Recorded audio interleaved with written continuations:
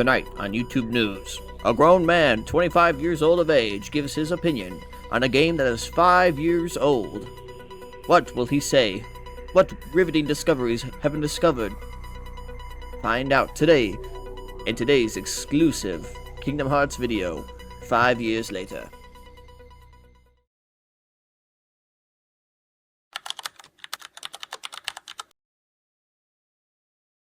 Kingdom Hearts, series that's over 2 decades old with multiple entries across multiple platforms and consoles.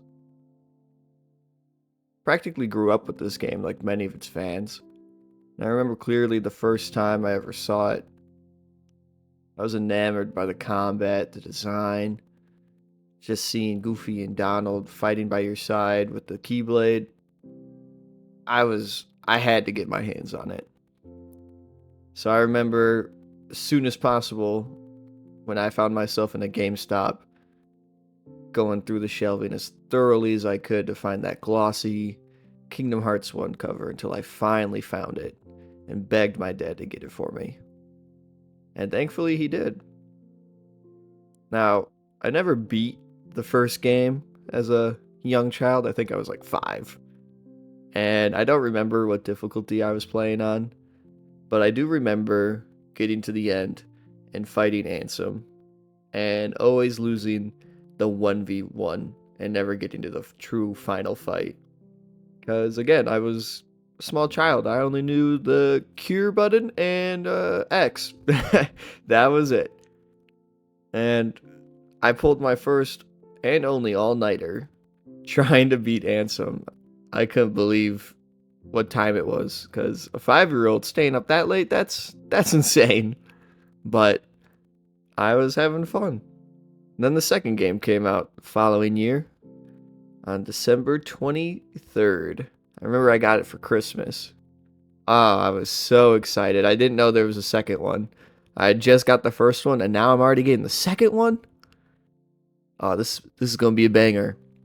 When I booted the game up, it already had me wrapped around its finger. That intro, the new song, my little kid mind couldn't handle it. I sat there with my mouth wide open. So, from that point on, after I played 2, I had to play every game. I was invested.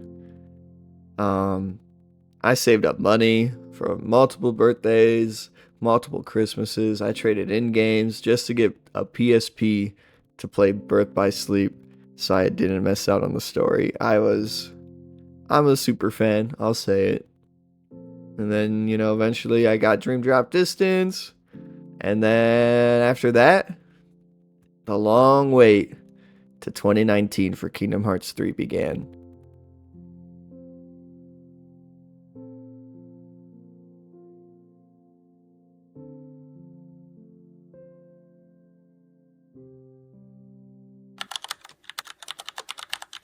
I recently bought the DLC for Kingdom Hearts 3, as I never bought it upon its debut, because I was still pissed, and I was not going to pay $30 for more content to just be added to the end game, because that's all Kingdom Hearts 3 was to me during that time, was a mad dash to the end game, where a whole lot of nothing happened.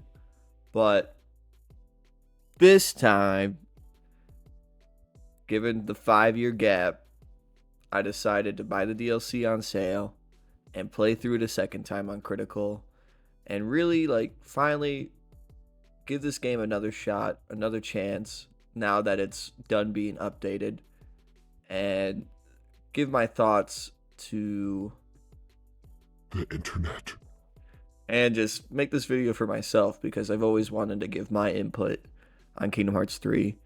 I do like that critical mode was added, obviously, and that the DLC, or I don't know if the DLC added the easy codes, I don't really know, but the EX codes and the Pro codes to tailor the game to the way that you want to play it.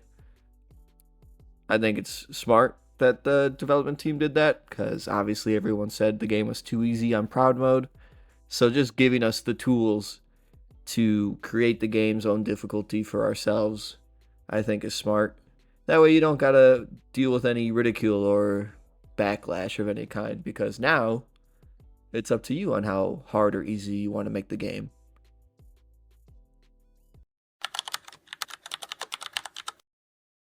My first playthrough doing the dive into the heart, oh man, I was so excited.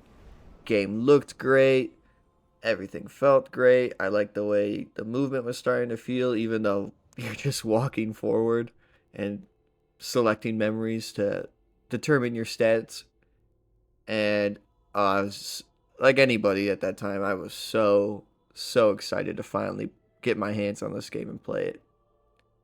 And I was kind of excited the second time around. But right away, that first boss fight. Oh man. I know everyone complains that you stay in the air forever in Kingdom Hearts 3 and it's quote unquote floaty and all that. And it's not the worst thing to me, but the whole point of fighting Darkseid and getting to his head, it's supposed to be like rewarding because he takes more damage, and that's like the critical spot for that enemy. And in Kingdom Hearts 1, you had to scale his body to get to his head when he, punches the ground and makes that portal. And in Kingdom Hearts 3, you just hit the X button and Sora jumps 30 feet in the air and starts beating the shit out of him. But in critical mode, holy was it clear right away that I could not just go up and swing willy-nilly, because I actually died a few times on this boss and I couldn't believe it. And I had to actually be smart and, block and not just keep pressing X and damage sponge through everything. But with the tutorial boss beat, we move into our first world. I'm not going to explain the whole story in depth, as there's already videos that are hours long that cover this game way more thoroughly than I will. I just want to talk about my thoughts on what I think are pros and cons as I played the game around for a second time with Critical and the DLC, and bringing up anything that I remember from my first initial playthrough, any ideas or questionings as to why certain things were done, and just share those thoughts with y'all. The first time I saw Olympus back in the old trailers, I was so excited to see what the new worlds had in store for us. Now that we were on a PlayStation 4 compared to a handheld like the 3DS or the PlayStation 2, the opportunity for worlds to become so much bigger and actually be a world in size was super exciting to think about and speculate what was going to happen. And I think Olympus does a great job getting you back into the rhythm of Kingdom Hearts combat, as if you only played the games one and done, last game you would have played was back in 2012. So seeing them slowly introduce all these tools and ways of combat from other games, the flow motion, the shot locks, magic, grand magic, team attacks, all these things slowly coming together to make the combat of Kingdom Hearts 3 was really nice, that it didn't immediately overwhelm you with all these options. But with critical mode, I had to use everything. Links, shot locks, iframe spamming, you need everything to do to survive in this game.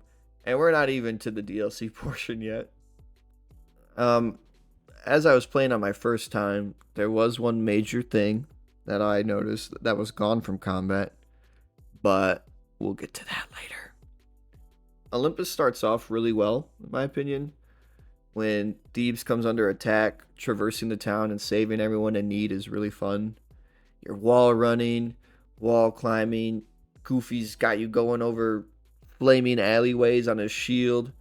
You're seeing fireballs come raining down, destroying buildings. It was awesome. It was super cool. This world was excellent. And then after this is just nothing. Nothing. Look at that. Look at that. Oh my God. After traversing the world a little bit, we finally get a little bit of our antagonizing from Organizations 13 Zigbar, with the usual banter. But watching this scene for the second time, Zigbar says something that really hits the nail with the hammer for if I ever had to break down Kingdom Hearts 3 to a simple sentence. And he says, As if you don't have any choice but to follow this sweet little trail of breadcrumbs. only the breadcrumbs aren't sweet. They're stale and bland. That's Kingdom Hearts 3. A stale, bland trail of breadcrumbs that leads to nothing. I thought Kingdom Hearts 3 was pretty good. Climbing up the mountain to face the Rock Titan was pretty fun the first time around. Uncritical, I was kind of indifferent. I'm just trying to get to the DLC essentially on this playthrough. But originally, from what I can remember, is I had a lot of fun with it.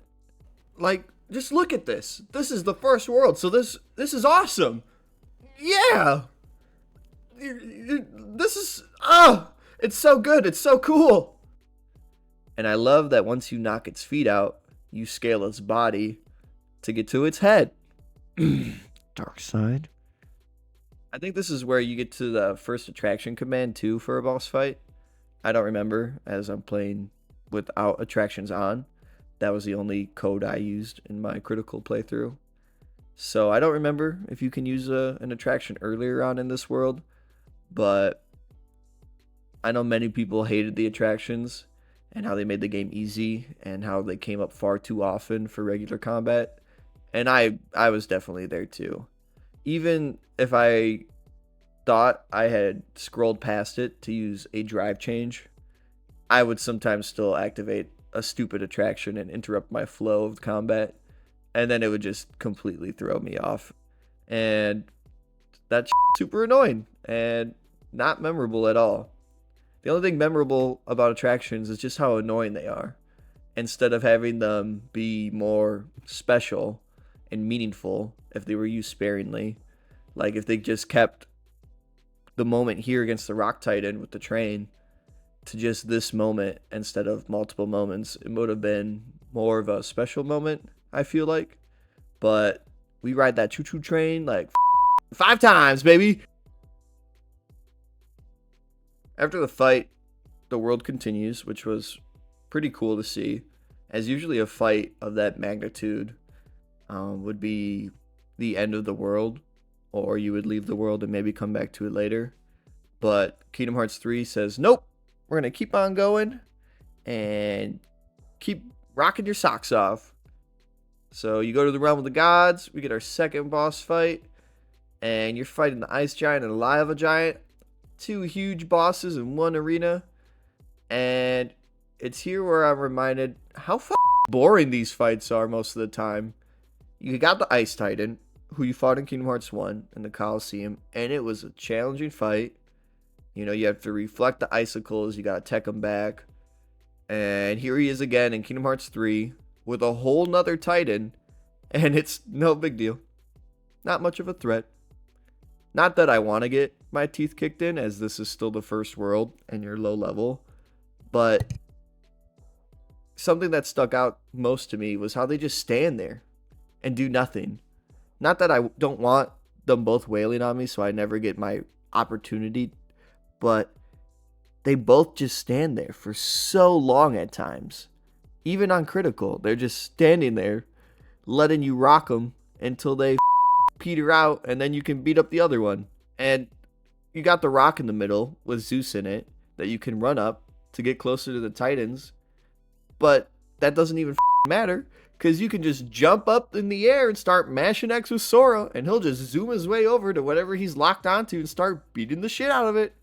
Or you can just shot lock and air step right to their face, and then it's just this whole thing of trying to air dodge and wail on them and take them both out. On my first playthrough, I also started to notice, I haven't got a triangle command in quite some time that's more of a cinematic kind of thing.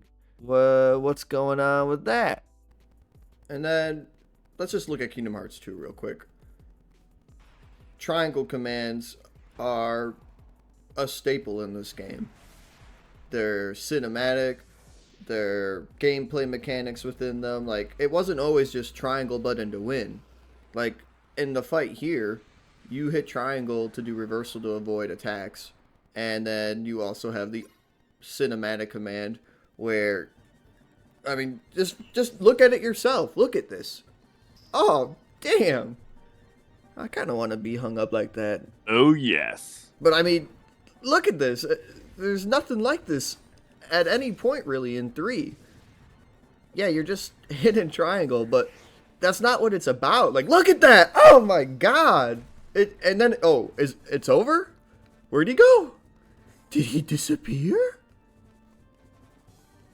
No, really, where'd he go? Oh, oh, my God! What the Bitch, I'm like, burning. look at... Yeah. There is no moment like this in Kingdom Hearts 3 at all. This is so memorable. And it's...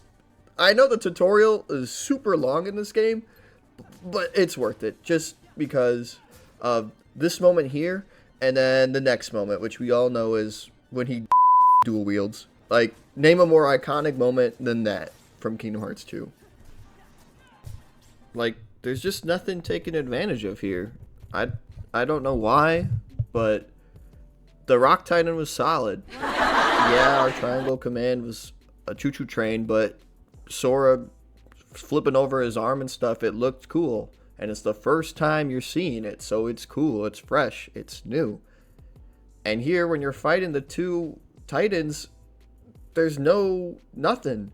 Why is there no command to, like, somehow stun one with the other guy, or maybe you jump on one of them and you make them hit each other, or Pegasus flies in and you have a little rehash from the Hydra fight, like something reused. If you can't think of something original, there's just no sauce to the fight.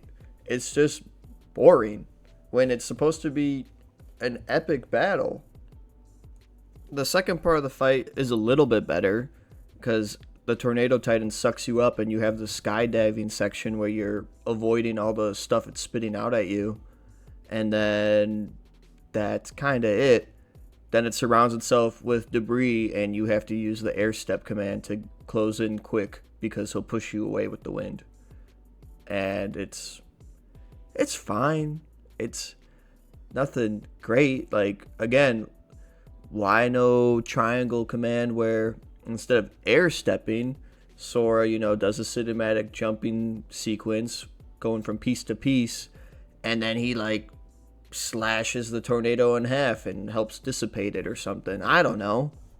But let's move on. After that, the world's over. I think Olympus does a good job being the first world for Kingdom Hearts 3, showing off what the engine and the PlayStation 4 are capable of doing together. The updated looks, the new combat, form changes, flow motion, all these large-scale fights between the Titans. Writing is still here, cheesy as ever. Overworld is pretty cool to see that it's actually alive and filled with people. And you've got these railing segments, air stepping, platforming segments, wall running up the mountain. It's all super fun and fresh as an introduction to Kingdom Hearts 3 and some of the ways that you're going to be traversing the world and fighting through them. Maleficent and Pete. Kingdom Hearts 1's big bad and a decent side bad guy for Kingdom Hearts 2. They aren't of any importance in this game and just spend their time pushing forward a mobile game plotline.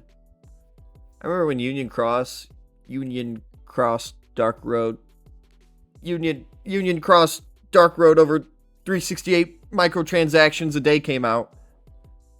And I actually was playing that game. Like I said before, I was a super fan. And I was hooked up to my drip feeding lore machine, waiting to see where the story was going to go and what was in wait for us. And then one day I woke up and I was just like, what the f*** am I doing? Why am I playing this? Why am I playing a mobile game to understand the overall plot to Kingdom Hearts. This is madness. And guess what? There's another one coming.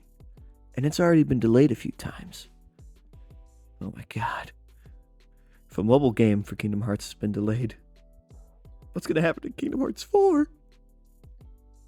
Mobile games aside, we finally get a glimpse into the Dark World to see what's going on with Mickey and Riku. And it's a whole lot of nothing. I was really hoping here on the initial playthrough that we would get to play as Riku going through the Realm of Darkness as like a character swap, just like in Dream Drop. Because the Realm of Darkness has never been a world that we've explored besides the glorified demo of 2.8 with Aqua. Which leads me to my next point. As Sora later on, or Riku now, we could totally have been playing through this world as the work is already done with 2.8. It's baffling that so much time was put into that demo and then never ever do we utilize its assets again.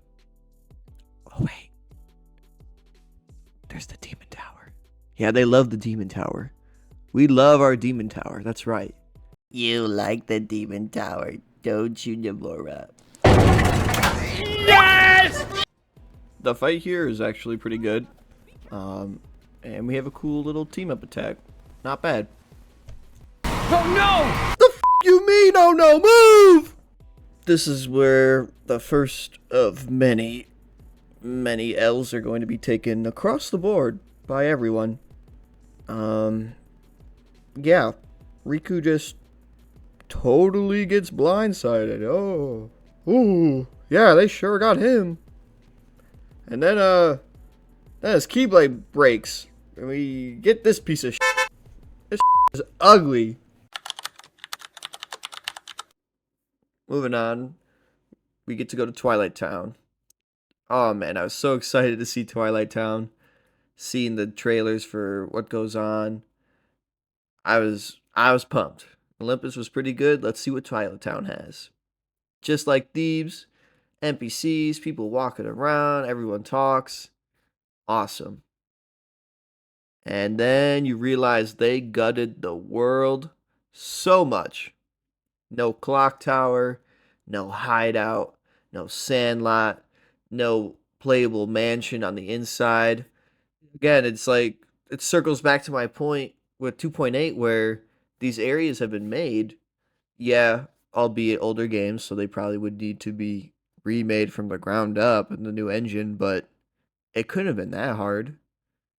It just would have been nice for Twilight Town to have been more prevalent in the story and more fleshed out as an explorable world, because Twilight Town is interesting. Yeah, Disney's cool, but some of the established Kingdom Hearts worlds are some of the best in the series. And in this game, some of these Disney worlds are pretty boring. I'm looking at you, Ariandel! Ladies and gentlemen, behold, come right up, feast your eyes here on a cooking rat. This is essential, by the way, to plat this game, because there's a Keyblade behind it that you also need to plat the game. So tighten your Kingdom Hearts themed apron, put on a hairnet, gather those ingredients, and get back in the kitchen! Quick side note, by the way, it's also revealed here that Sora is still considered a vessel for Xehanort, so that's also why they don't just off him with ease. Just saying that as it circles back around later. Cutting ahead, right to Axel and Kyrie's training with Merlin. Like most, I wish we saw more of what was going on here. It's also strange that Sora needs to be strong again after losing all of his powers. And instead of sending him there to train with Axel and Kyrie, he stays in the overworld. I get that Yensid mainly wants Sora to master the power of waking, but he gets dogged on by Pete for looking so weak. And if so much is riding on Sora to carry the Guardians of Light and be the ace, why isn't he training somewhere a little more safe, even if it's for a little bit? It would have been super cool to have Kyrie and Axel as alternative party members or tagging along in some worlds, potentially, because they're not given a mission. Their mission is to train for the final fight and nothing else for the story. That's all they do the whole game. Moving on, we reach the kingdom of Corona, which plays out just like the movie, with Sora and company shoved into the plot. I do like the little things that you get to do here with Rapunzel to show her the beauty of the outside world and whatnot. Critical mode, I didn't care, skip past through all that stuff. And then I had to fight the Chaos Carriage. Jesus Christ. This is where Critical really started to hand me my ass. You see, when we all complained about how easy the game was, Nomura took that shit personally. I'm not even trying to fight the small fry enemies, because I found myself being killed quite easily by anything that had more than one health bar. And it's crazy how hard the game makes you push the limits of combat and how it makes you play to all your outs. I'm abusing the shot locks to get iframes. I'm doing dry form changes to also survive an attack that might hit me. Needless to say, if you think the game is too easy and you have not played it again on critical mode, do it, because some fights are hard, others are great. I'll get more into which fight is which as we keep going. Ladies and gentlemen, it's now time for more minigames! Although this one is kind of charming, and it goes with the story of the world, I'm not gonna cry much about this one. And, you know, some more story, movie plot plays out, and then Marluxia appears again, and he's talking about the new 7 Princess of Light. Back around the first time, I totally thought we were finally gonna have our first fight against the new organization. And some people say the reason we don't fight anyone is because everyone needs to clash at the end of the game. No side can afford to pay the price for a lost member. But both sides have multiple people to refill the ranks. So, unfortunately for us and Sora, we don't get a fight where, regardless if we win or lose, we see the same cutscene play out.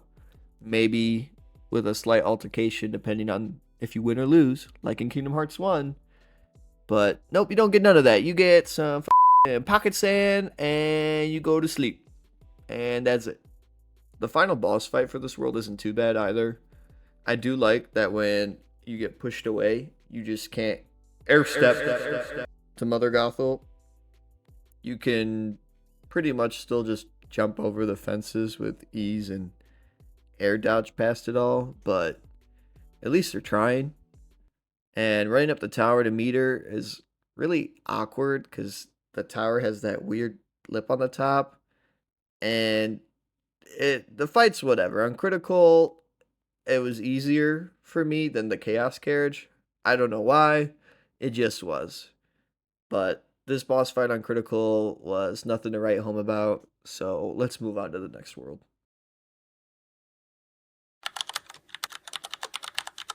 Seeing Toy Story finally come to Kingdom Hearts was awesome. And what happens when you fly over? The most insane cutscene to play out so far in the whole game. And it's not even our game. Verum Rex? What is final? Is that Noctis? What is this?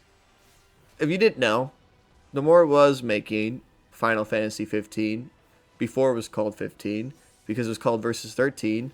And then they said, bad Nomura, get back into the playpen and go make Kingdom Hearts 3. You're off the team. And they didn't know that when Nomura gets hate, he will never forget and he will never forgive. We'll touch more on this because we all know where this goes. Anyways, Toy Box is super fun at the start. I love the size, the scaling, the action figure look given to the party. Exploring Andy's room and the outside is fun. And if anyone has ever played that Toy Story 2 game for PlayStation 1 and Nintendo 64 where you play as Buzz, you're a real one, because that game is gas. That's a sleeper game. If you haven't played it, do yourself a favor and play that game. Unlike that game, though, where you have to use platforming and problem-solving skills to traverse the world, because you know you're a toy, in Kingdom Hearts 3, it's more of the same, baby. Need to go anywhere far away? Air step. Need to get anywhere way up high? Air step. Need to visit Jesus Christ himself real quick?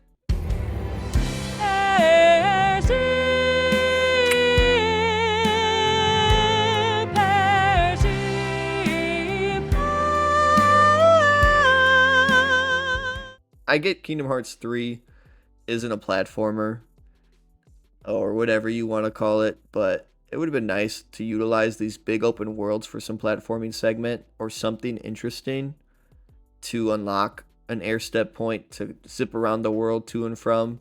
Just don't give it to us right away from the get-go. Like, Olympus has already made air stepping tedious with the segment in the Realm of the Gods, and then you're doing it again in Tornado Fight. It's a one-trick flow motion move, and it's already wearing me down. I don't really care about this thing. It's everywhere. Toy Box was the first world on my first playthrough where it felt like these worlds were kind of empty. And why, you ask? Well, I'll have Woody answer that. Woody, what are we? You are a toy! That's right, Woody. We are a toy in an organized, clean, empty store. There is nothing interesting to see or do in Galaxy Toys besides go in the gumball machine and jump on the spring and ride the rails. Or you don't even have to do that. You can just air step to the next floor. Did you say nothing to see, nothing to do? Why, that's crazy! Check this out, sport. Balloons! Aren't they nice? Oh, give 'em a smack. See what happens. Come on now.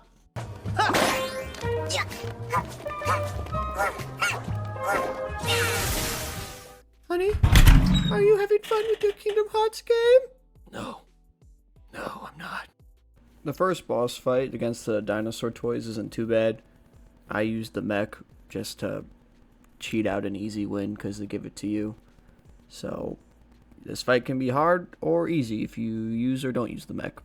The next fight, though, against the giant doll, had me fighting for my life once again. I died a few times here, and I had to lock in. I had to remember the movesets. I had to see every little thing to make sure I was ready to dodge, block, whatever it was to survive. So far, Critical has definitely made the game much harder, and although most things insta-kill you right now without second chance, it's nice to actually have to think about what kind of fighting strategy should be used to beat the boss, as well as what Keyblades to use. Remember those robots, by the way? The Giga Chad bots? Well, now you, too, can fight them just like Yuzora. And you better get in one, because on Critical, these things will have you looking like Buzz from Toy Story 2. Wait a minute. What is that? God damn it! Behold, another epic minigame. This minigame is not fun. It's boring, and to be honest, it feels like padding for more playtime, more so than anything. I think what sucks most about the Gigas is for how big they are and how they're trying to simulate the weight. There's no weight, if that makes sense. When a punch is thrown, it doesn't feel like it connects. It feels like I'm in a big old pillow fight. But whatever. There can't be many more mini games, right? Right? Again, I feel like we're hit with a bait and switch here. Young Xehanort just absolutely styling all over Sora, then gives you the big L and sends you on the way. I get Sora's still weak here, but this is just the first of many undeserved losses that the heroes are going to take during the course of this game. The rest of the world is pretty whatever. Unmemorable. Using the Giga to make the blocks into the vents was just boring and again felt like padding out for time. And then you reach the final boss. And it's not young Xehanort. It's not a surprise visit from Zerg. It's a basic, generic boss Heartless. At least Woody got some verbal licks in on Xehanort before he dipped. And saves his little buddy Buzz. Aww. Now the boss fight wants you to use platforms and the bouncy toys, I feel like, to reach the top of the saucer to hit its head. Because you can't just jump up there to get there. But Sora does what he does best. He just jumps 30 feet in the air and beats the shit out of it. The worst part about this fight is that when you are on top hitting it, before it even flies down to lower itself, it does nothing to buck you off, at least not often enough.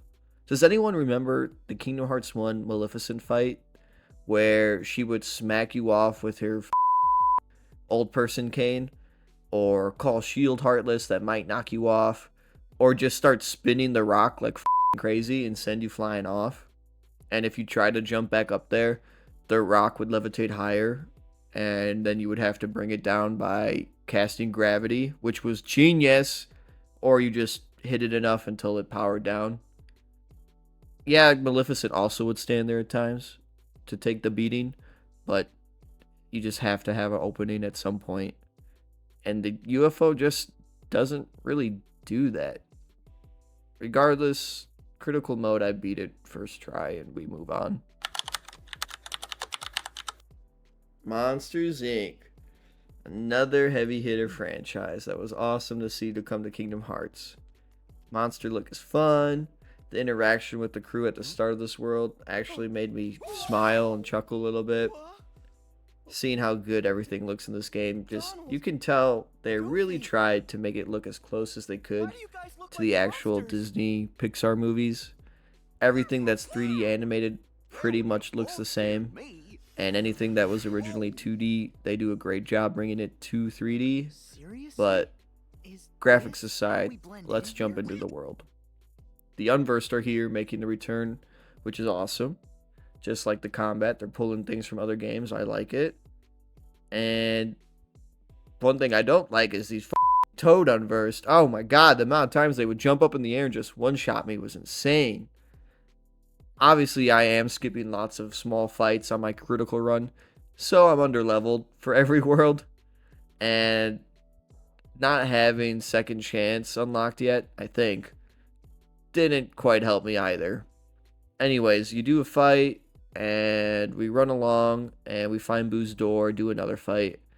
And at first, I liked the segment, as seeing the door scene in the movie is really cool. But there's already been the rail sliding shooting from Olympus, and it just isn't that fun to do again here in this world, unfortunately. But eventually, you get the power on with Boo, and you go through some doors, and I was excited to see, like, oh, what kind of areas are we going to go outside of the warehouse? Are there going to be other areas? And no. You go in one door, and you come out in another door, and you're in the warehouse. Very cool. Very awesome. Yeah! The warehouse is a linear level, pretty straightforward, and that's fine. There's nothing wrong with a world or two being like that, but this is just straight, gray, boring, vanilla, most 9 to 5 traversal yet. Some rail shooter stuff, and we go from railings to a cover shooter segment with laser beams everywhere. Did I mention this stuff is an instant kill in critical? So you have to do it the slow way and the proper way. It's starting to fall apart. Who thought of these ideas? Why is there not like a door puzzle, like something like the Mad Hatter room from the chairs in Kingdom Hearts 1, where you pick a random door and you get a treasure chest, or you gotta fight the Heartless, or anything. The sliding and shooting I don't want to keep bringing up Kingdom Hearts 1, 2, and other older games for reused ideas, as I'm sure if Kingdom Hearts 3 leaned more into older rehashes, that would be used as ammo against the game as well. But so far, the ideas in this world are just boring. They're not hidden. And after some more defend boost segments, we play firefighter and press on. And then we get to the boss fight. And it's not against Randall. It's against the collective shower group of an all-men's college dorm. And this fight on Critical actually had me stuck for a day. Lump of Porous, crazy defense. And its starting phase is always the same. It just shoots around the room, and you better not get hit because it will kill you instantly. And the fight is long and tedious. There's so much waiting. The lump dashes around the arena. You survive that. You hit him back, do like no damage. And then he throws out these goop hands, and you smash him up because now you can't attack the main body. You got to take those out first. And then he freaking goes around the room again. And finally, you get the opportunity to do some major damage as it transforms into this weird winged form with goop hands all over the room. But to make matters worse, it pushes you away with its wings, and you can't even get hits in. And just makes the fight even more tedious, even longer. And God forbid you die as often as I did, because then you got to do that whole starting sequence over again. Eventually I won, and we get to the pretty iconic scene. I would say we're hit with another bait and switch, but at least this one's awesome to see. Sully absolutely manhandling Vanitas and tossing his ass through multiple doors had me laughing the first time around I saw it, and it's still pretty memorable to this day. I actually didn't skip this cutscene on Critical. Monsters Inc., great movie. Not so great as a world. The interactions between all the characters are fun here. Funny, and they make me smile from time to time. But the world itself just isn't fun to fight or explore through. There's a lot of things here that are just reused, or if they're unique, they just don't hit the mark for me. I think if they leaned more into the doors leading to other places within the world, more ideas could have been used to create a more fun and memorable world, but we got what we got. Let's move on.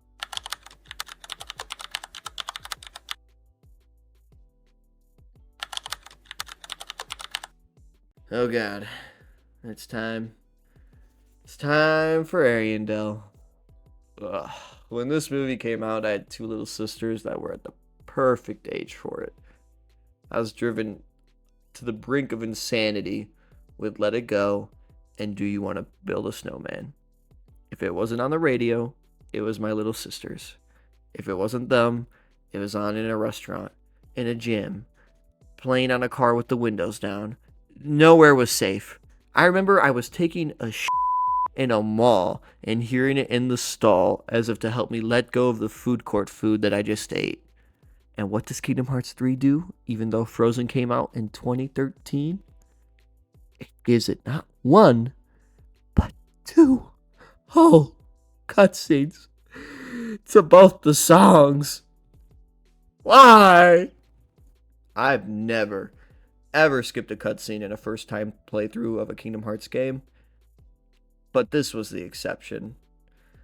I watched all of Do You Want to Build a Snowman, and I was not going to sit there and listen to the full song of Let It Go redone in Kingdom Hearts 3. In my original playthrough, I really started to wonder what the logistics of making this game was like with Disney, because I feel like this time around, Nomura was undercut on a bunch of ideas or creative restrictions because Disney wants certain things done. Characters have to blink a certain way, they have to talk a certain way, and although none of that's ever been confirmed as a roadblock for them, I don't know. We'll see what happens with 4, I guess. But on top of all this, we're about to be 3, I'd say 4 bosses, because Mother Gothel transformed. worlds deep, with no organization fight or a main movie bad guy fight. It's just been right off Heartless, nonstop. Waiter, where's the sauce to my boss fights? Where's my reaction commands to help make these fights a little flashier? Where's the heart and soul from the previous main title games here? Ah, man. God help me that Kingdom Hearts 4 plays out just as disappointingly as this game did. Ranting aside, this world has you go up and down the mountain twice, I think, and solve a Legend of Zelda temple. You start your ascent, we fight a troll boss, it was whatever, and then we get put into an icebox made by someone whose main element is lightning, electricity, fulmination, whatever. Now, I actually don't mind this part of the world. It's just weird that this was made by Larxene and not Elsa. The Ice Labyrinth isn't a hard puzzle to solve, thankfully. It's pretty straightforward. Just a bunch of fights where you're locked in a room with some Heartless, and the security system from Kingdom Hearts 2's Hollow Bastion giving you a early prostate exam. Now, the Ice Labyrinth isn't too bad to explore. You got slides to go down, avoiding icicles. You got walls to climb, points to airstep to, rail grind shooter segment. Alright, I'm lying, it's mid. Whatever. But at least this world's trying more than Toy Box. And hey! There's even rewards for those who want to put in the effort to explore the whole area. The way forward is this way, but what if I work this pole one more time? Yeah, would you look at that? It's a big chest, alright. Now let's just crack this bad boy open and...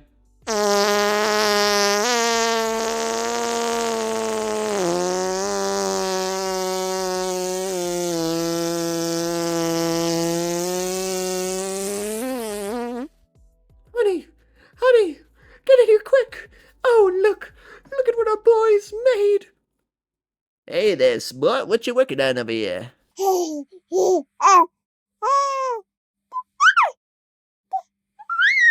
Wow, look at that. That is amazing. Great job, my boy.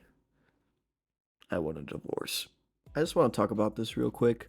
Why the f are there 23 of these abominations? How much time and resources did it take to make these? Who asked for these? Are there not enough minigames yet, Nomura? Please. I'm begging you. No more minigames. Can't you just make these worlds more interactive or better boss battles? This is what you thought was a good investment? Ah! At the end of the labyrinth, there's no boss fight or any attempt by Larxene to stop you. You just leave. And a snow globe. No natural integration back into the mountain, just hard cut. Okay. Back to climbing the mountain. At least it has some form of platforming via the walls, the air pillars, air stepping to icicles. Oh, what the hell? What's with the giant graphic jump? All right. Let go! Let go! I cannot believe the amount of effort that they just went into just for Sora and gang to be shooed in, going, oh my god, that's Elsa! I won't complain, as everyone has pretty much the same opinion on this. It's just insane that they had to Let It Go 40-80K CGI experience. Larxene pays us another visit and talks about how Elsa might be a princess of light, but she could fall to darkness if she doesn't accept her powers. And I remember the first time I was like, wait a minute, I'm kind of actually interested in this plot. Let her cook. Oh, and now we're getting blown away. Surely someone will do something to stop her. Anything. And we're at the bottom of the mountain somewhat. Oh, An avalanche. Created by Heartless. This segment, for some reason on Critical, was so goddamn hard and unforgiving. It was insane. I could survive 2 or 3 hits, and then it was curtains. I was fighting for my life on that snowblower. I was doing everything I could to not get put into an MLG montage by these things. And then after you survive, what do? Minigame mode. And you sled down the mountain. And then we do a quick fight against those things that cause the avalanche. And they're whatever. Beat them after a few tries. And then guess what? Another avalanche. But instead of Goofy saving us again, he just fucking says, fucking let death take us. Guess the survival rate in an avalanche? Win a prize! Can you guys guess what we're going to do next after all that? Climb up the mountain? Well, yeah, of course. But no, not quite yet. It's time to build a snowman! Snowman! After the 2 full songs, I didn't care about this world anymore. I was ready for it to be over. But we ain't done yet. You fix up Olaf and climb up the mountain once more. At least when you get to the top again, we finally fight a Disney character. And I'll say it's a decent fight. Marshmallow isn't too broken on Critical. Nothing crazy going on. You can shoot him with fire magic and he'll jump around sometimes, stunning him. We get an environmental triangle command with the tree whipping him. That was pretty cool. And this is exactly what I want to see more of. Maybe this world can get turned around after all. And we're back at the bottom of the mountain. All right, one more time. But this better be it. Hey, it's Hans. A side angle of him. Wonder if we'll be able to fight him. He has a sword after all. Makes sense to me. Oh, and look. Marshmallow's on our team now? That's pretty cool.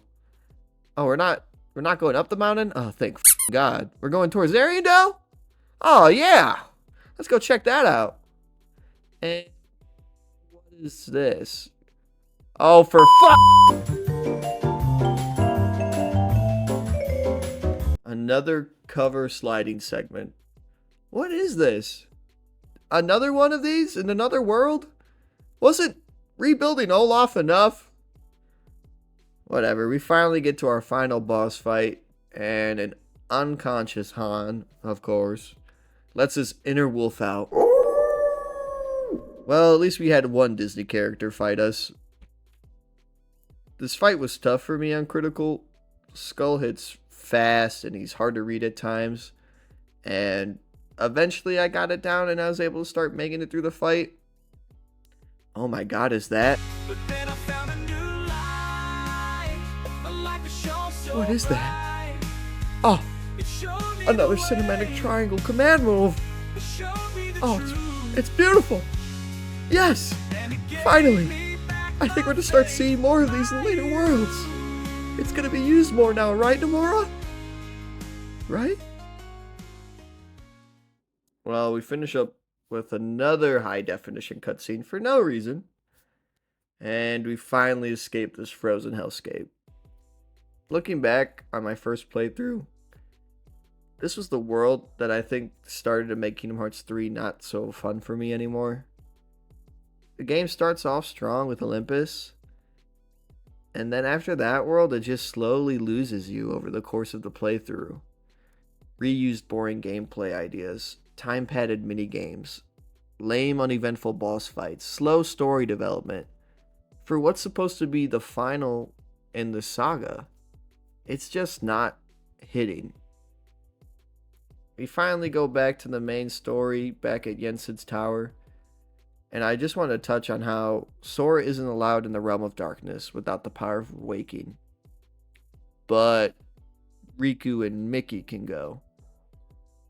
Another segment of the game where I wish we all got to go to the Realm of Darkness as a party of 5 or 3 with Sora, Riku, and Mickey. It would have made sense for Sora to go now, because it said earlier in the game, in a different cutscene, that Aqua is between the waters of light and darkness, or something like that. And only someone with a strong connection can make the dive to save her. And with everyone finding out just now that Sora has Ventus in his heart, it makes no sense that he doesn't go now to save Aqua. But I digress. Let's move on to the next world.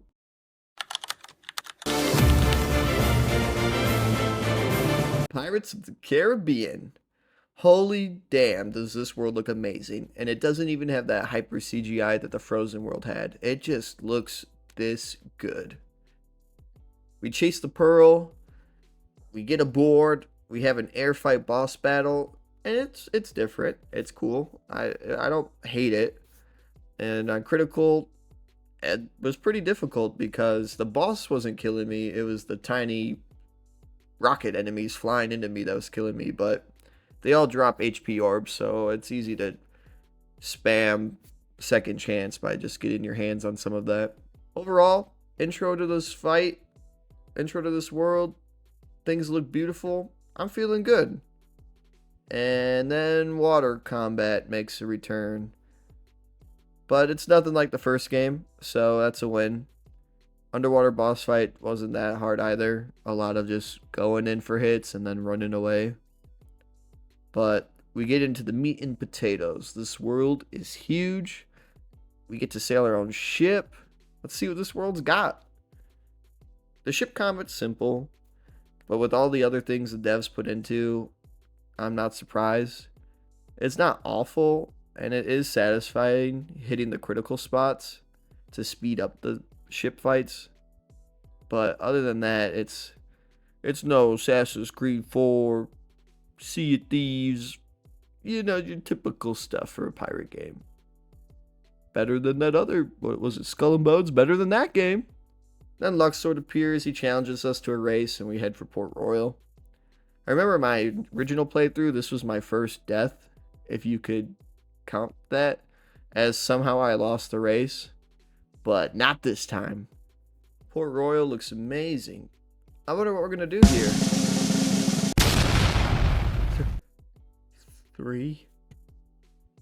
300 crabs? God damn it, man. What is there to say other than it's the most tedious task in the whole game? And if you want to plat the trophy, better get to exploring and get more crabs. And there's barely anything cool on the other islands. Like, treasure and gear is pretty minimal for Sora and the crew. It's just crabs. And leveling the boat is so unneeded after doing the initial 300. I was able to do the rest of the world just fine on Critical.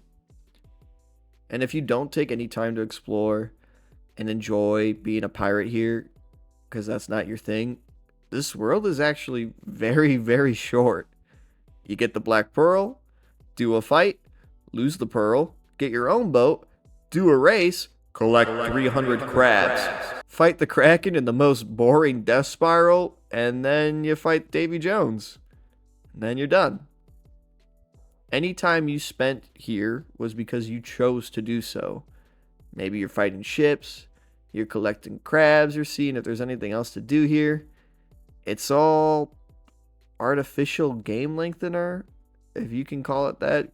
For me, it wasn't fun getting the ship to max level. I did that on my first playthrough because I thought it would be like Assassin's Creed 4, where you might want to put a few levels in. But just exploring the islands is pretty boring, as it's just nothing but heartless filled and crabs here and there. But hey, we got another Disney boss fight, and it actually was a lot of fun on Critical. Navigating Davy Jones' attacks and counters while also avoiding the Kraken's tentacles was challenging, but not in a BS kind of way. Critical mode definitely makes these boss fights fun for the ones that are put well together.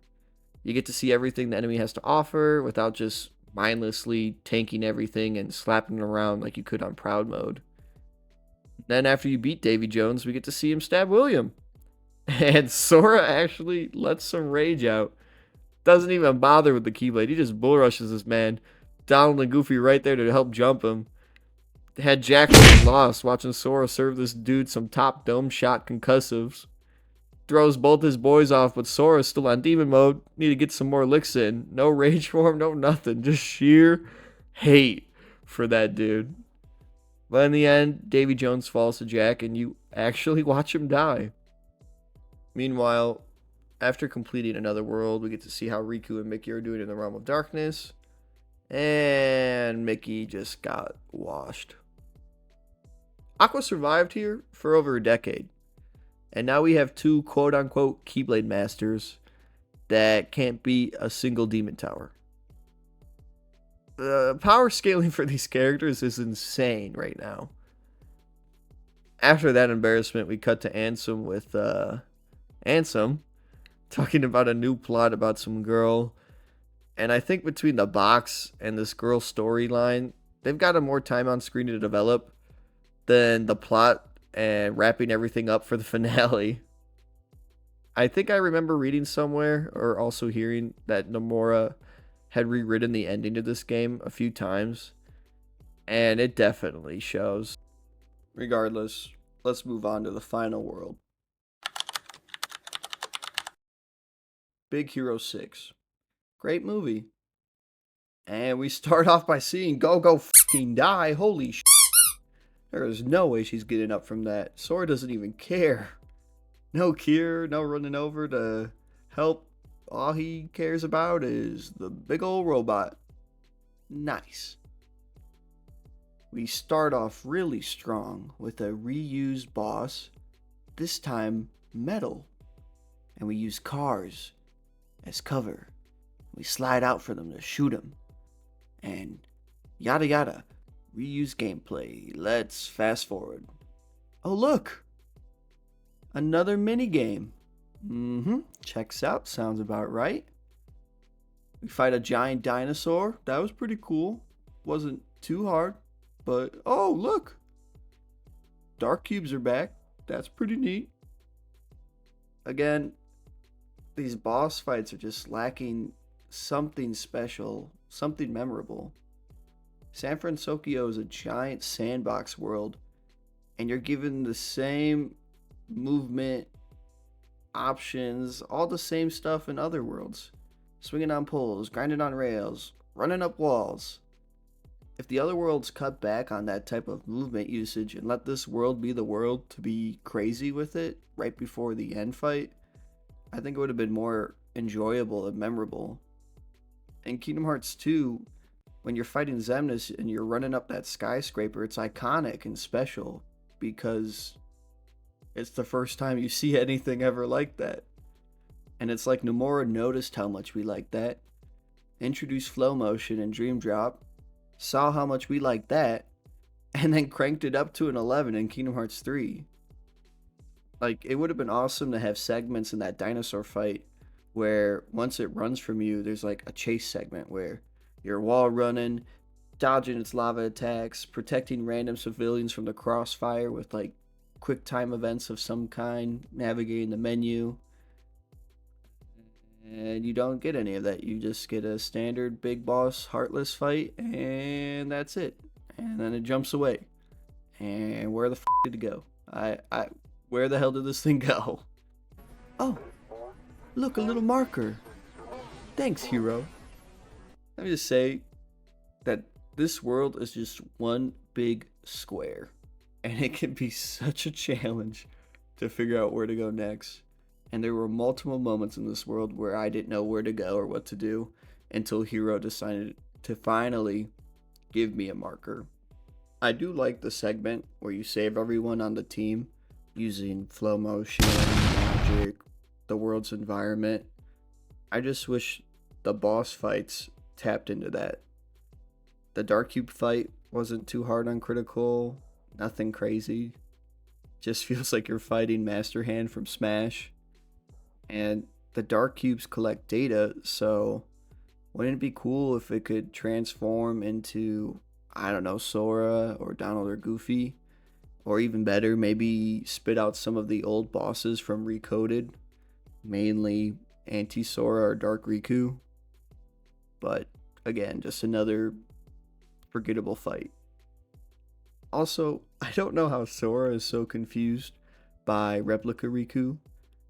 I hate how dumb he is in this game. I get he doesn't remember Replica Riku from Chain of Memories, but how do you not know, bro?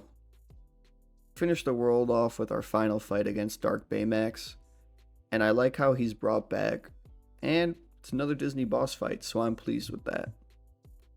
Fight starts off with a scripted chase. You're dodging, you're countering attacks, you're chipping away at Dark Baymax, which is great. Would have loved to see more of this with other fights. And before the real fight starts, you keep riding Baymax the whole time. And if you die, especially on critical, all the damage that you did is only saved up to a certain point. So I found myself rolled back on some of the damage done due to dying in the second part of the fight. A little annoying, not that major, but I wish we weren't fighting on Baymax the whole time. He can't block, he can only air dodge, and Dark Baymax's moveset is pretty versatile with close range and long range. So I found myself dead quite a lot in this fight until I finally was able to get him in this weird stun lock situation. Again, this fight just needs a little something else to just get it a little higher to be cooler, more flashy. Same stuff I've already been preaching. But with that world completed, we finally move on into the end game. I wanted to take this moment to just collect my thoughts, talk about some things I haven't touched on or circle back to. First things first, now that we're done with all these Disney worlds, I want to talk about the form change. I love these. Seeing Terra transform his weapon into a fucking rocket launcher, a whip, a drivable speeder, it made me want the same abilities, and they definitely delivered on that. And then you look at the Keyblades and you go, holy, oh, they're ugly. Oh, look at all these. I'm sick. I'm gonna throw up. Just, I get, cool. They take aspects from the world and keep it true. That's cool and all. But, oh my god. If it's not the fucking Kingdom Key or Starlight or already established Keyblades like Oathkeeper and Oblivion, these things suck. Seeing Roxas whip out 2 Keyblades at once, and then for Sora to get the same ability later on, is f***ing awesome. Because what's cooler than one thing? That's right, baby. And with Kingdom Hearts 3 being this melding pot of other game mechanics, it's weird to me that dry forms weren't brought back or integrated in some way for dual wielding and some of the Keyblade form changes. I mean, the Kingdom Key in this game could be called Limit Form, as you take on the Kingdom Hearts 2 moveset with Kingdom Hearts 1 finishers, so not seeing more of that with the other Keyblades was a little disappointing. And I know Oathkeeper and Oblivion came in later, and they added exactly what I'm talking about here, but they weren't in the original base game, and I think that hurt Kingdom Hearts 3. Overall, after all these Disney worlds, it's been a very mid experience. Some worlds are better than others, but there's nothing that really stands out to me. You're just traveling to world, experiencing the movie plot, and in 4 of those worlds, it's the movie plot. And then the other 3, it takes some time between movies with its own original plot. And it's whatever. And our only goal as Sora venturing into these worlds is to mainly just get stronger. There's no other mission assigned to us. No more fulfilling reason to help these worlds out other than Sora being a nice guy and just helping his new friends that he makes along the way, which he actually isn't supposed to do because of the world order.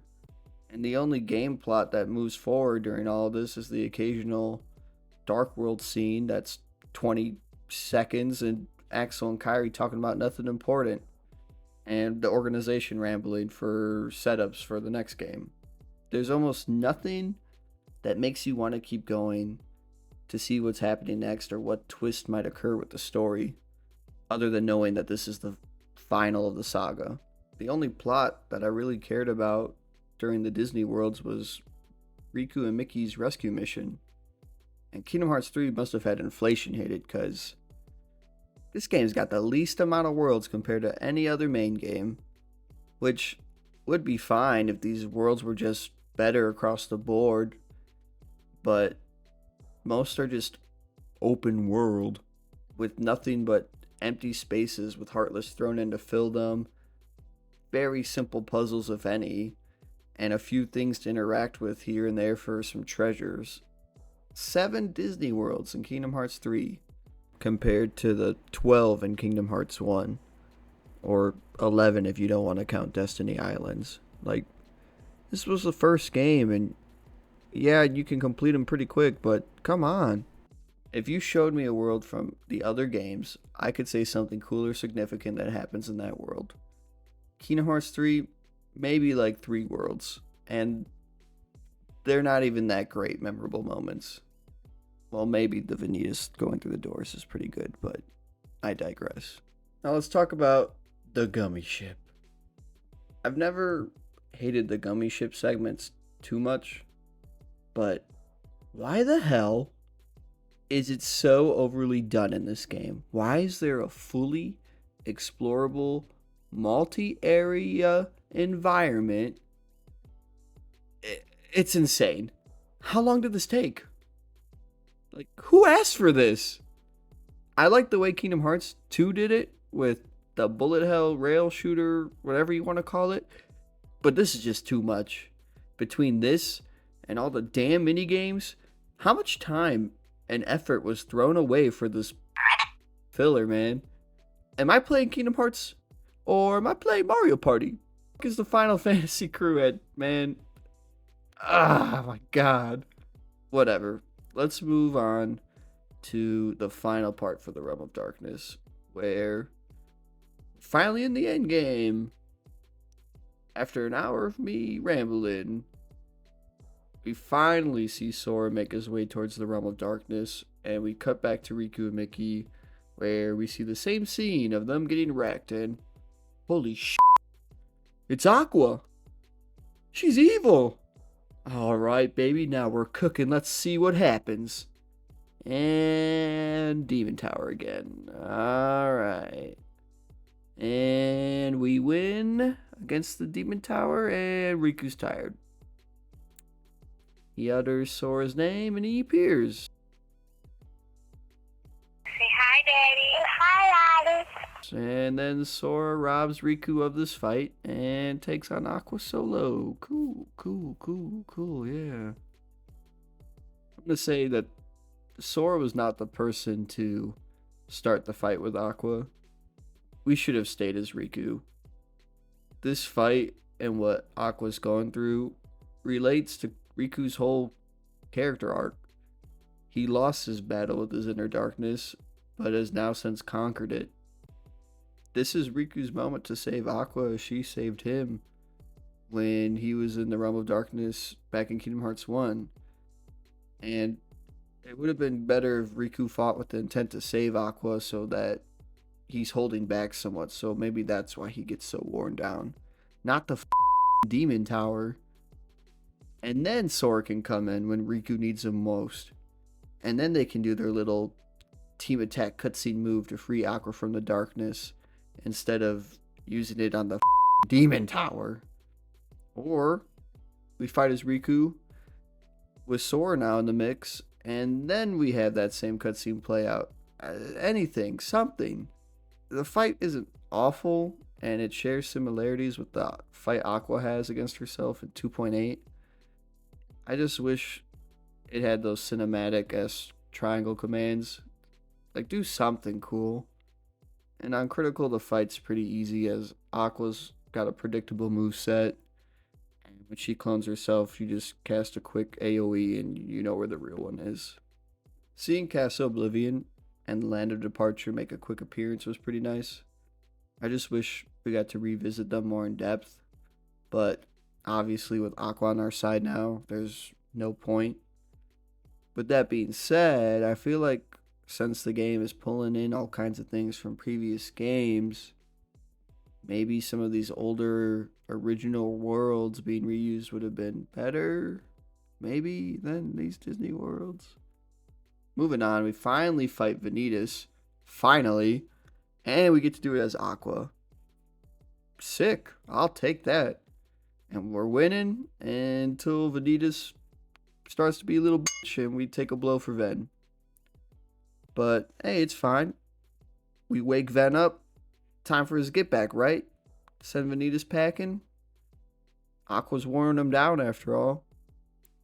Wrong. He runs like a little I mean, bye-bye. Why is he running? Why did he even come here? Other than to move the plot, obviously, but is he not here to merge with Ventus? Why else would he be here?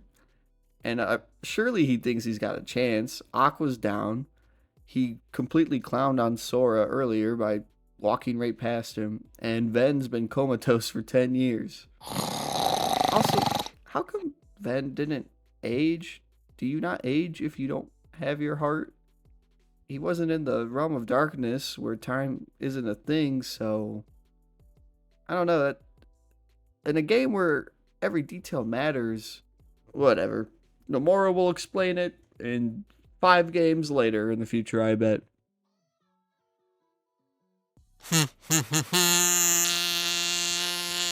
After some more cutscenes, we get to the Keyblade Graveyard. Getting here on my first playthrough, excitement was starting to stir in me again. Sure, everything was kind of lackluster, but this is it. The final act is upon us, and I'm excited to see how it plays out. And what's that I hear? Oh! Is that the 1,000 Heartless fight music I'm hearing? Oh, this is gonna be good. Oh man, look at all these Heartless. Look at all these. Where did everyone go? Well, alright, let's just thin some of this herd out and see where this goes. No, not again! No! This can't be it. There's gotta be more. You've done this fight already. You can literally copy-paste the template if you really needed it. Why are we not fighting with anyone else? Going from cluster to cluster, area to area, working together. Where are the team attacks with my other Keyblade wielders? Where's anything? Where are the bench darknesses to help whittle us down on the strength of morale? A train comes in and it's just over, just like that. Whatever. We move on to one of the more iconic scenes, one of the very few, where Terranort appears before everyone. Just beats everyone's ass. Then gets one-shotted, ended up like Yamcha on the ground. Sora gets moved aside like every other fight. And Axel gets sent flying like sandbag in home run contest. And Kyrie's just frozen. Sora runs in for a body block. Everyone else is just standing there dumbfounded. No Keyblades out to be seen by anyone other than Axel. Why is everyone frozen and shocked at what's happening right now? Terranort was strong, but Aqua beat him once already. And now you have a whole slew of Keyblade wielders to jump this guy. At least no one's dead yet. And Donald and Goofy come in clutch as always. Donald, no! This is what you get! My super laser piss!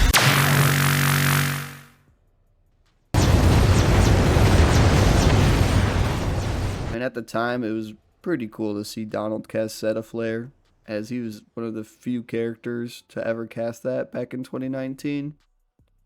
And Donald just completely obliterates Terranort, which I don't know if that's a good or bad thing. I guess both, since Terra was possessed, but we also kind of needed Terra, but whatever.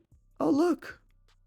The Demon Tide Tower, the reused asset is back! And like any sane person, Mickey suggests we run away, but nah, we can't run, Mickey. It's too late for that. Maybe this will make for an interesting fight. It's becoming a shadow tornado. And nope, There goes Aqua and Ven. Alright, everyone's dying. Man, the first time I saw this, I remember how upset this made me. To just see all these beloved characters get absolutely shit on by Heartless of all things and one organization member.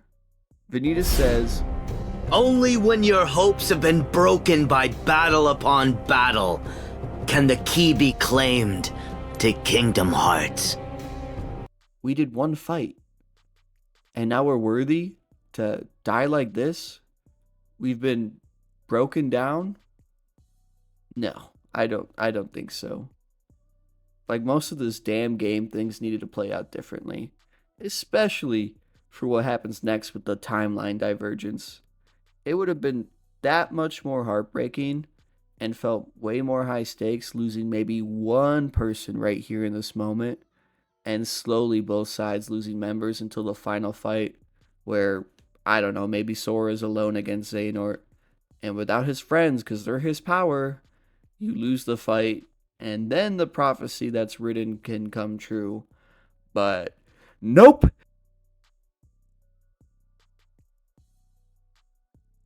At least Riku went out with some decency. We move on to the final world. Sora's kept alive thanks to Kairi here, which is cool and all, and oh hey look! It's Chirithy from the mobile game, and oh! It's time to play another minigame! Yay! Namine's here too, talking about Terra and bringing him around. Why didn't you do that the first time? You're telling me you can do this now? Why were you not expecting us to get bodied? Why wasn't he there the first time? I know his armor is just walking around that graveyard looking for any Keyblade wielder to beat their ass. He did it to me in Kingdom Hearts 2. He'll do it to you. And he's got to know that everyone's there fighting, especially after that Heartless fight. But whatever. We collect 111 pieces of Sora. I wonder if that number will mean anything later. And leave. And then we start to save everyone's hearts from the Lich Heartless. And you fight it over. And over. And over again. And I know I'm doing nothing but complaining and digging in here, but this is the final part of the game. And so far, the story and the fights have been awful. I mean, can't the Lich send out anti-forms of who we're fighting or saving to attack us while we fight the Lich? Or could the Lich just take their form as an anti-form and that be the boss? Why do we just have to beat the Lich over and over again with nothing significant or memorable?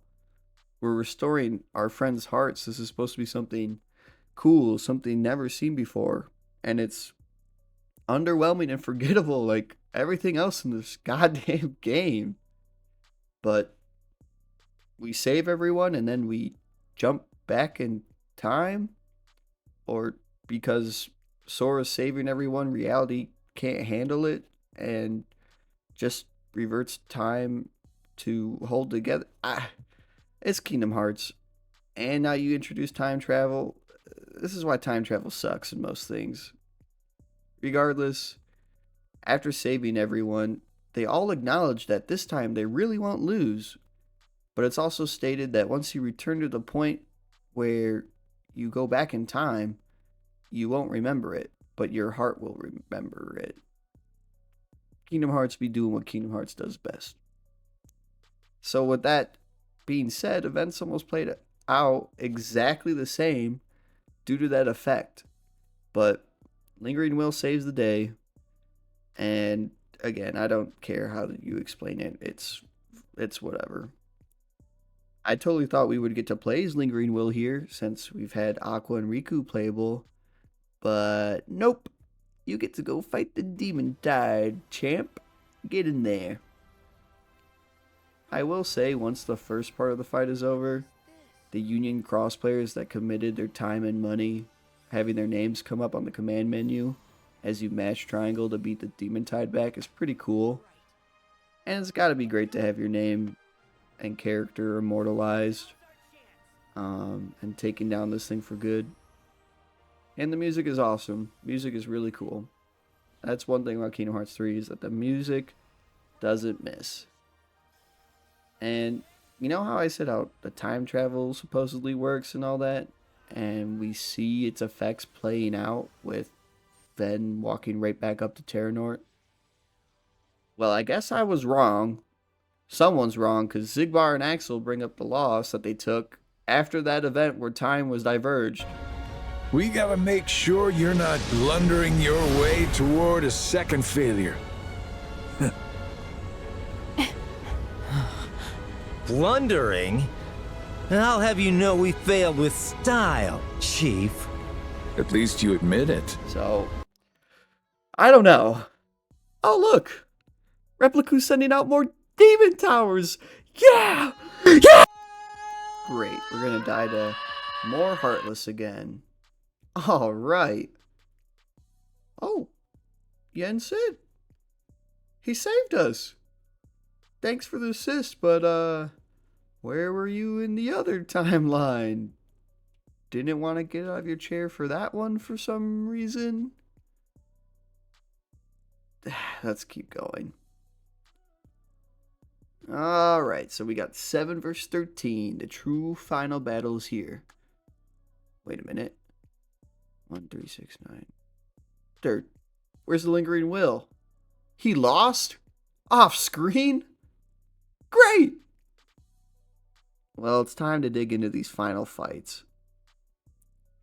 I always help Mickey first time, as brother's holding down a 1v4 and standing on business.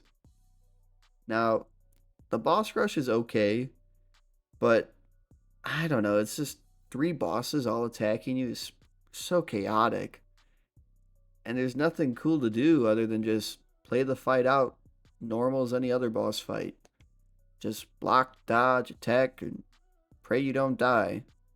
And on critical, oh man, it was super tough surviving the opening sequences for the Mickey fight.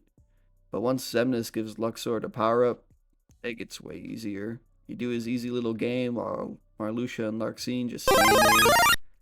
You beat up Luxord and he hardly fights you back, and then he gives you a wild card. Can't wait to use this in a future game. The rest of the fight is okay. Marluxia and Larxene have a team attack that they can do on you. It's nice to see, but that's all they got. There's no team attack with Mickey either, or some kind of triangle command of any type. And other things I find strange is when you do beat one of the members, they have a whole uninterrupted cutscene. Like, where are your teammates? Are they just off screen, patiently waiting for you to say your last words? It's weird and unnatural. It would have been nice that with each member being defeated too, or when you get down to the last member, they're absorbed with the essence that they have, or some of the powers from Xehanort within them get absorbed and they get a power up to shake things up. But no. We move on to help Riku, and we defeat Repliku and Zigbar, and after beating the bad Riku replica, good Riku replica comes out.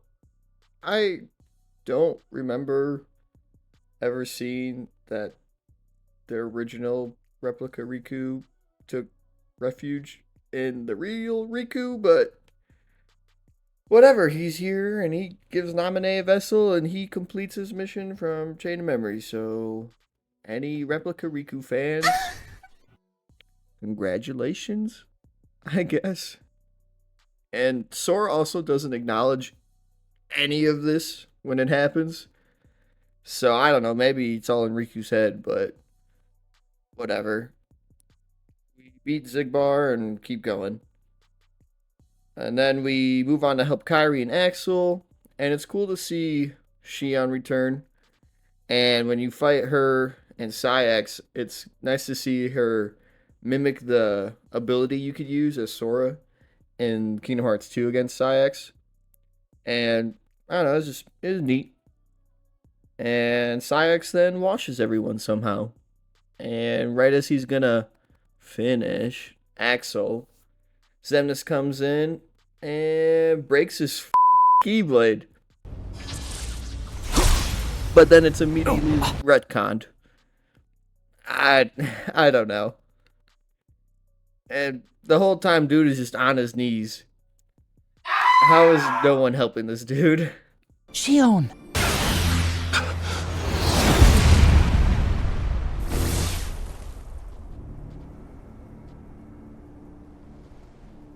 Hands off, my friends.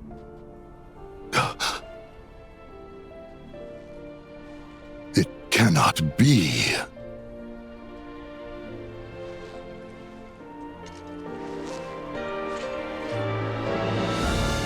Roxas's return, baby! Oh man. When I saw this dude come down from the sky, dual keyblades and all, so excited. Oh yes. Oh yeah, Kari also gets kidnapped, but whatever. I guess she helped enough with changing history. But getting back to Roxas, this dude is a monster. I'm proud, critical, it doesn't matter. He just destroys Psyx. It's awesome to just watch him tear him apart. Again, there's still no team attack of any kind. Just more complete the boss fight as normal. But at least after the fight, we get a touching reunion with the Days trio. And I'll admit, brought some ice cream. first time I saw it, it had me in my feelings a little bit. A little water. But I did not cry. I am a man.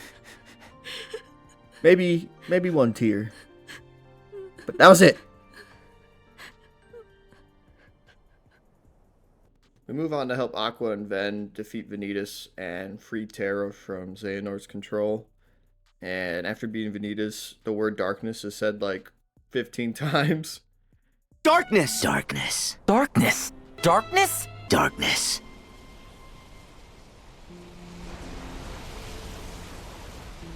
Okay. And after we beat Terranort, he just absolutely starts tweaking. Man, I don't know what to think no more, man. Okay, let's do de-escalate. Nobody's messing with your head. Get out of me, Nobody's messing with your head. Get out of me, Let's just put... No, nobody's messing with your head, man. Nobody's messing with... And then it's revealed Terra was inside the Guardian the whole time.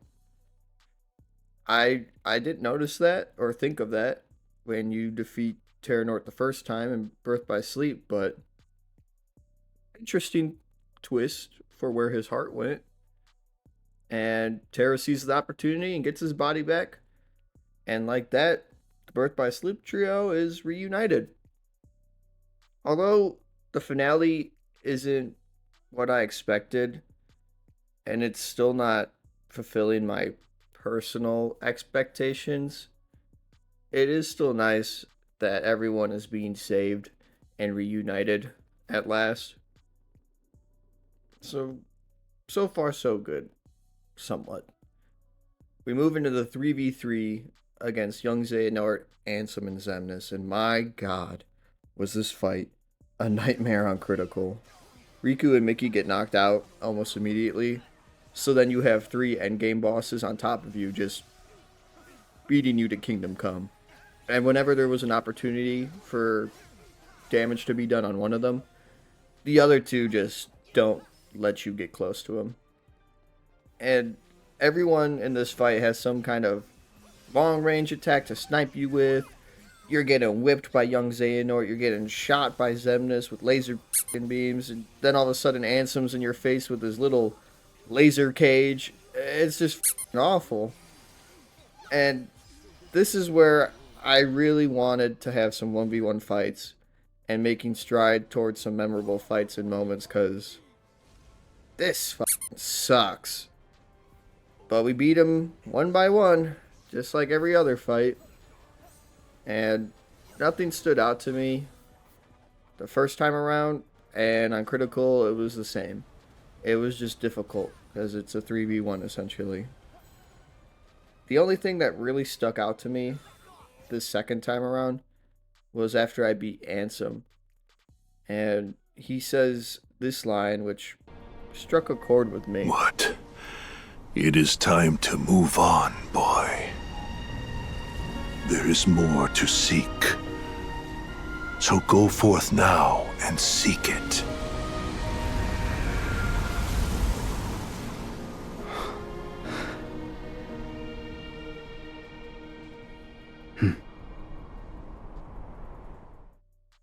I don't know why that hit me so hard the second time around. Maybe it's because I'm older. Maybe it's just my love for Kingdom Hearts 1. Maybe it's my life.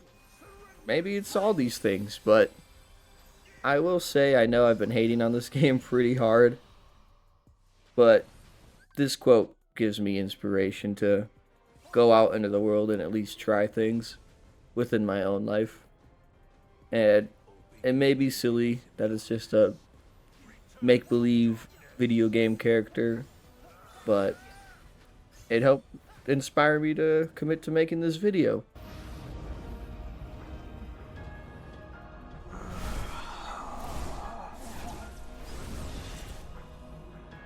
Here I and my other selves can be one.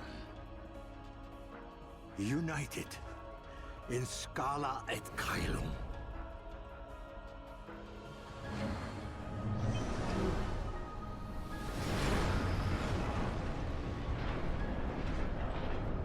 Skala at Caelum. New world, no diff. Skala at Caelum looks great. I like the lore implications, but fight here is, you guessed it, pretty tame and boring. There's like one group attack that all the armored Xehanorts use against you, which is cool. And when you defeat them, Xehanort absorbs all the power, just like I wanted for the other characters in the other fights. And armored Xehanort is pretty cool. I always liked the armored version of fights across the games.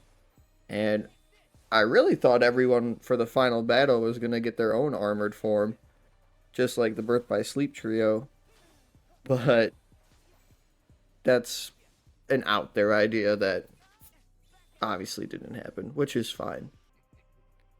I do like his world contortion technique, where everything gets jumbled and he can just shift reality. And I wish that was incorporated more while you were fighting him. And all he does is put us underwater. Alright, let's just get this over with. At least in the final phase, he does have this cool grapple attack and just slams the out of Sora. But that's it.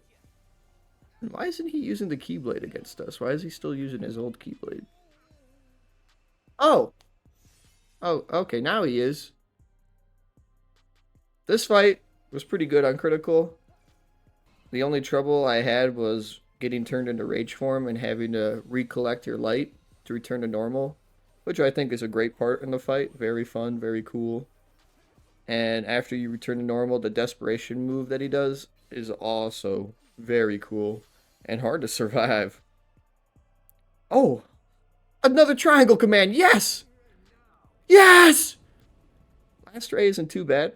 I like being able to feel Sora's heartbeat on the PS5 controller, and I'm pretty sure you can hear Donald and Goofy calling out to you via the microphone in the controller. So that was cool. I just wish the game used more stuff like that. And then Donald and Goofy help push us through one last time, and you finish the attack off. And then it's over. Kingdom Hearts is closed. Xehanort goes to Kingdom Hearts Heaven after everything he's done, and everyone gets a happy ending. Well, except for Sora and Kairi. Wait a minute. You're telling me this guy's just gonna get away with it scot-free? Do you know what he's done? Ah, Terra, forgive me for taking over your hot body. I just didn't want to pop any more Viagras. And you, Ventus, sorry for freezing your ass and throwing it down a cliff. You could have died, but death isn't real in Kingdom Hearts, so whatever. And Aqua, oh, whatever you were in, you didn't age, you're fine. And to everybody else I fucked over, oopsie daisy. So with the game beat, what's the end game content like? What kind of super bosses are out there in the world? What tasks are left to be done? Well, they added battle gates that give you secret reports. That's fine. Do the battle gates have anything cool? Oh, one secret boss. And it's a heartless. God, where's Sephiroth? We've no third time?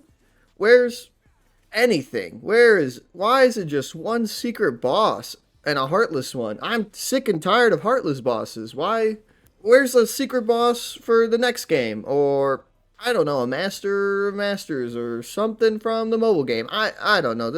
Give Zigbar a Keyblade now since he thinks he's gonna beat our ass. Like, I'll take anything. I'll do anything. I'll do whatever it takes to...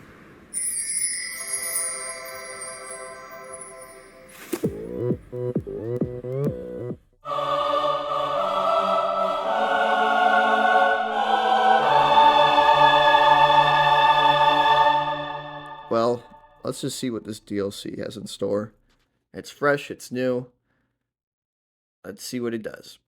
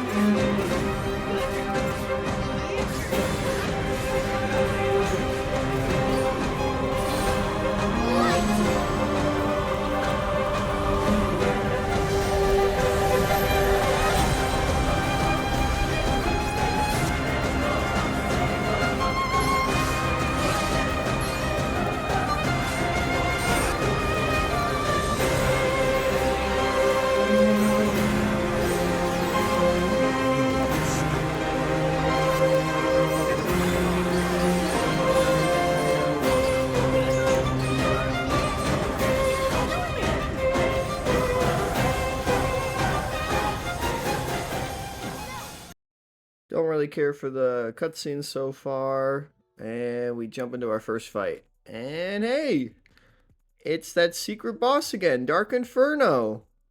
Starting off really strong. But wait, there's more. Here comes Auntie Aqua again.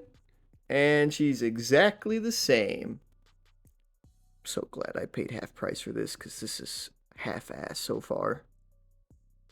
Naminé then tries to give us another explanation as to why Lingering Will shows up the second time. I still don't understand, but whatever. Maybe now we can play as the Lingering Will. God damn it!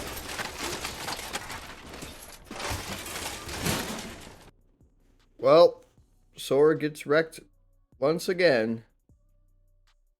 I don't get it. This 1 minute Sora is able to save everybody and change the course of history and fight a fully powered up crazy Xehanort, but he can't take on Terranort by himself? Hey, at least we got a team attack added for the Sora Mickey fight. That's cool. Bunch of light marbles bouncing around and stuff. Go get them, guys. Yeah. So we get to play as both Riku and Aqua again, and for newcomers, Roxas and Kairi are added. Nice. I know it's selfish, but I was hoping to play as Mickey, Ventus, and maybe Axel as well.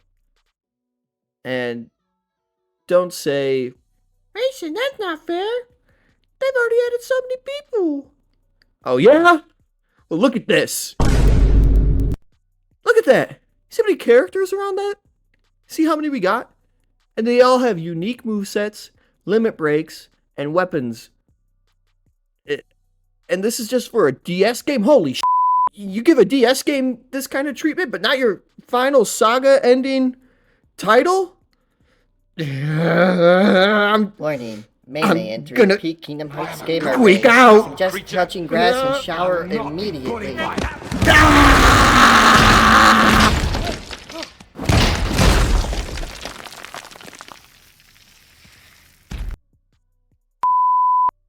All the fights have brand new team attacks, thankfully. Just like I was complaining about the first time around. And the best one is definitely the Days team attack. Although, I almost beat the boss a few times and never saw it until my final attempt where I won because of it. And it's weird that it only came up one time out of however many attempts it took. Like, why include a team attack that you worked hard to make and then you can easily be missed? Like, okay, at least the attack is cinematic, it's flashy, everything I want in my triangle commands, and Roxas having reversal technique throughout the fight is the cherry on top. I just wish the other team attacks had the same effort given. Aqua and Mickey's are pretty standard, and for some reason, Riku's giving nothing. And the group attack with Riku and Mickey is decent at best. And Kairi and Sora's is pretty nice, but I don't know, none of them hold a candle to the Days one with the effort that was put in my opinion. And the DLC makes Skala Ed Caelum a little more explorable with the DLC. And it's got interactive puzzle world things, which is awesome. Why couldn't the other worlds have this? But it's too late. All this comes about in a $30 DLC because everyone complained. And to top it all off, it just adds a little bitty more to the end game. So you're still going to find a majority of the main game boring. Oh, wait. What's that? Oh, yeah. Yeah. Now this is how you do it. This is f***ing awesome. I'm just hitting X and square to dodge and hit and triangle as soon as it appears, but that's that good shit. Oh, man. That was actually really good and fun to play. Fun to see. Some dialogue between everyone. Man, this is what the game has been needing throughout the whole thing. Wait, there's even more? Oh, we do get to play as Mickey, kinda. And this mouse is cleaning house. 1v13. Oh, this is so cool. No matter how many times you get knocked down, you just keep getting back up. This sequence is quite the spectacle, and I'm happy to say I was very much enjoying this part. And then Sora comes in and reconnects everyone back to him and hits the iconic Kingdom Hearts 2 keyhole scene. Oh, Remind. It's like you know how exactly to cater to me. We finished the final DLC fight with Kairi and Sora teaming up, and then unite everyone to finish off Armored Xehanort Dragon Ball Z style with a light beam. And then the game concludes as normal, with Sora and Kairi in the background while the final cutscene plays. The final part of the Remind DLC shows that everyone's been looking for Sora after he disappears, but after a year, no one's had any luck. But Riku's been having dreams that might be a clue to help lead him to Sora. And after some final story bits and seeing the Final Fantasy crew, we get to the grand finale of boss fights, the Data Organization 13 fight. Holy sh**, is this thing tough. As of writing this, I only beat Young Xehanort, and that's it. And I have God knows how many attempts on Vanitas right now. And that's after taking a break from Riku Replica absolutely f***ing me up over and over.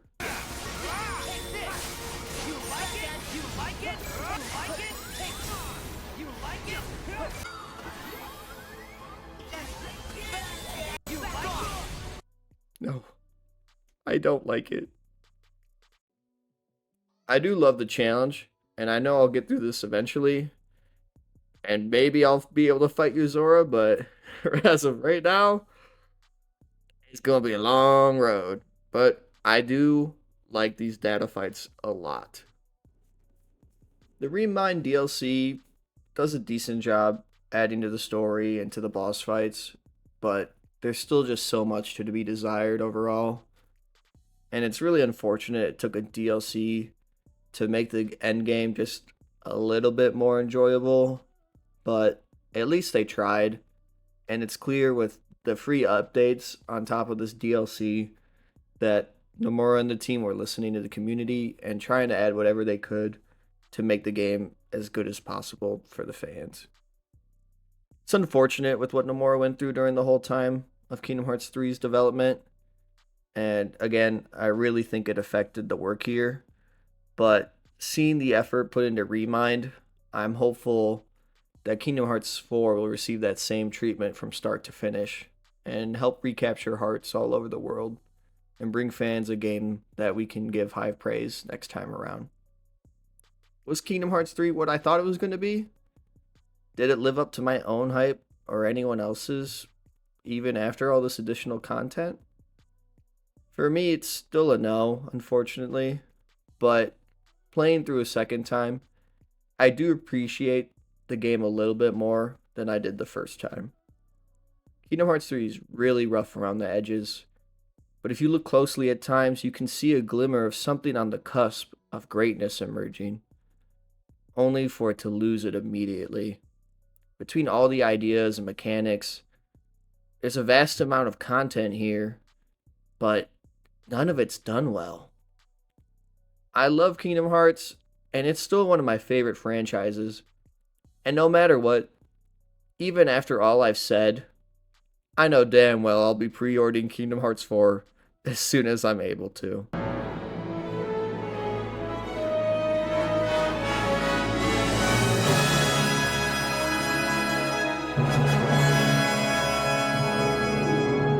Well, that's it. If you watched to the end, I'd appreciate it. This is my first video game essay, and no matter what, if the video does well or not, I enjoyed making it, and I'm going to be making another one. So if you liked what you saw, come back sometime later. I'm going to have a new video about Enter the Gungeon and its sequel, and my thoughts on both those games. So, yeah. Don't forget, if you liked the video, go ahead and give it a like. If you liked what I said or didn't, talk about me in the comments below. And if you want to see that next video, subscribe. Thanks.